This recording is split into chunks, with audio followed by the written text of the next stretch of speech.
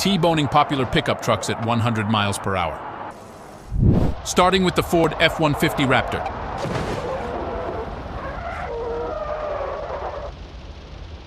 The frame absorbed a lot of the impact. Next is the Tesla Cybertruck.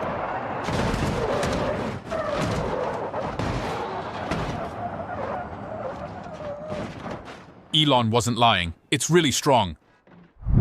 Now the Jeep Gladiator.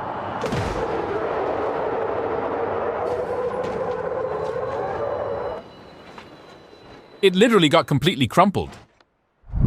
Next up, the Toyota Tundra.